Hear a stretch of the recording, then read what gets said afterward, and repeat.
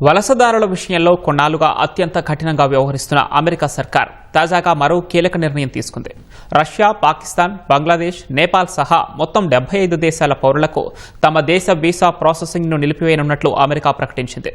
America ప్రభుత్వ పథకాలపైనే వారు ఎక్కువగా ఆధారపడి జీవించే అవకాశాలు ఉన్నాయని, అందుకే ఈ చర్యకు ఉపక్రమించామని యుఎస్ విదేశాంగ శాఖ వెల్లడించింది. 75 దేశాల వ్యక్తులు అమెరికా ప్రజల నుంచి ఆమోదయోగ్యం కానంత అధికంగా సంక్షేమ ఫలాలు పొందుతున్నారని, అందుకే వారి ఇమ్మిగ్రెంట్ వీసా ప్రాసెసింగ్ను నిలిపివేయాలని నిర్ణయించామని ఎక్స్ వేదికగా పేర్కొంది. కొత్త వలసదారులు అమెరికన్ల సంపదను సంగ్రహించకుండా రక్షణ కల్పించేంత వరకు, వారు తమకు భారంగా మారని నిర్ధారణ అయ్యేంత వరకు ఈ నిలిపివేత అమల్లో ఉంటుందని విదేశాంగ శాఖ స్పష్టం చేసింది.